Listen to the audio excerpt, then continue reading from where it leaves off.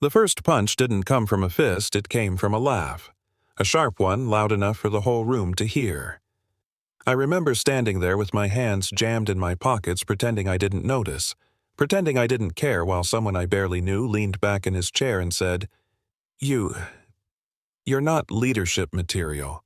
People chuckled. Someone nodded, and just like that, a version of me was decided without my consent. Funny thing is, at the time I almost believed them. I didn't grow up thinking I was special. I grew up learning how to stay quiet, how to blend in, how to survive being overlooked. My family didn't have connections or safety nets, just long hours and a lot of figure it out. I learned early that confidence was something other people were allowed to have. I was the kid teachers described as polite, instead of promising the employee manager said was reliable but never visionary. You know what I mean. The kind of compliments that sound nice until you realize they're a ceiling. By the time I landed my first real corporate job, I was already good at shrinking myself. I worked harder than anyone in my department, stayed later, fixed problems no one else wanted to touch. And still, when promotions came up, my name floated around the room and then quietly sank. There was always a reason. Not aggressive enough, not polished enough, not the right fit. Meanwhile, the loudest guy in the room kept failing upward, grinning like the world owed him something. Let me tell you about Mark. That wasn't his real name, but it fits. Mark loved to hear himself talk. He interrupted people mid-sentence, took credit for shared work, and somehow convinced upper management that confidence was the same thing as competence. He also made it very clear he didn't take me seriously. In meetings, he'd talk over me, then repeat my idea 5 minutes later like it was brand new. When I pushed back once calmly professionally, he smiled and said, "Relax, I'm just trying to help you keep up." The room laughed. Again. That's when something shifted. Not all at once, not dramatically, but quietly like a muscle tightening. I went home that night angry, not at him, but at myself. Angry that I'd been playing small for so long that people thought that's all I was. Angry that I kept waiting for someone to notice my value instead of deciding it myself. I didn't post about it.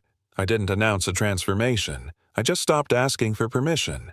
I started documenting everything. Every contribution, every late-night fix, every result that came directly from my work. I learned the language of the room not to blend in, but to be heard. I practiced speaking slower, clearer, with fewer apologies. I stopped softening my opinions so they'd go down easier, and when Mark tried to bulldoze me in meetings, I didn't raise my voice, I held my ground. Let me finish, I'd say calm, steady. It shocked people, including him. The real turning point came during a project no one wanted. A high-risk rollout with tight deadlines and zero margin for error. Management needed a lead, and Mark immediately volunteered, chest-puffed smile ready. The director hesitated. Then, unexpectedly, she looked at me. "You've been closest to the data," she said. "Thoughts?" The room went quiet. Mark laughed. "That's a lot of pressure," he said, glancing at me. "Might be too much." I felt that familiar heat rise in my chest, the old instinct to step back. Instead, I nodded once and said, "I can handle it." Mark didn't hide his irritation. He questioned every decision I made, CC'd senior leadership on emails like he was building a case. When something minor went wrong, he made sure everyone knew. Just flagging this, he'd write innocent tone, sharp intent.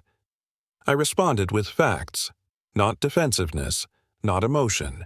Just clarity. Timeline, metrics, solutions. Slowly, people stopped looping him in and started coming to me directly.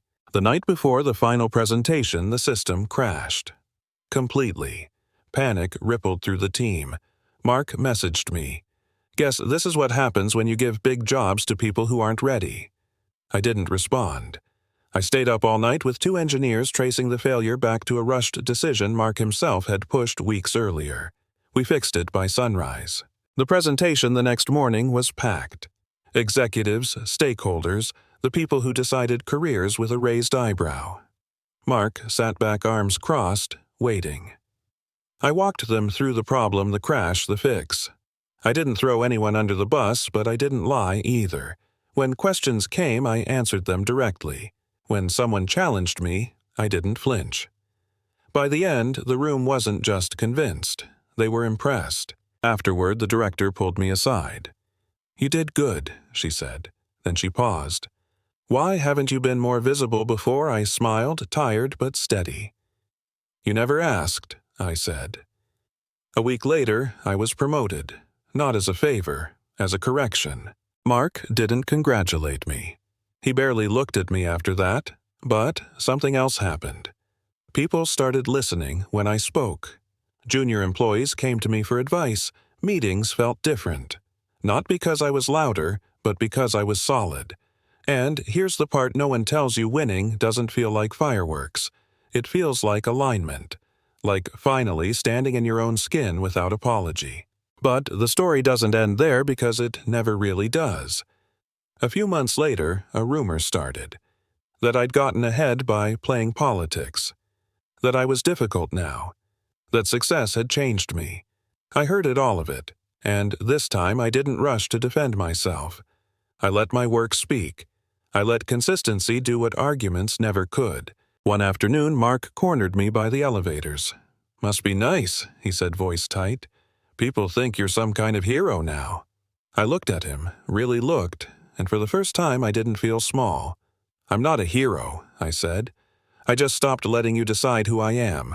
He didn't have a comeback. Here's the uncomfortable truth.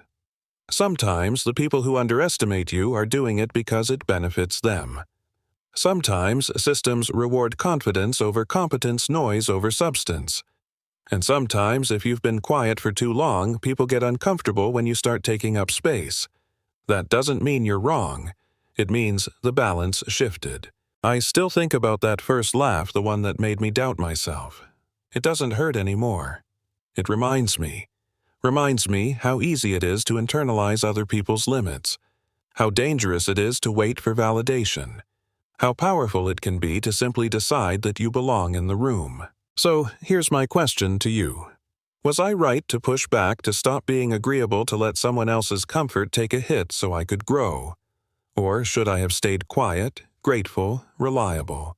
Where's the line between confidence and arrogance, between standing up for yourself and becoming the thing you once hated? Drop your thoughts in the comments. Tell me about a time you were underestimated, or maybe a time you did the underestimating. Let's talk about it, because these stories don't change anything if we keep them to ourselves.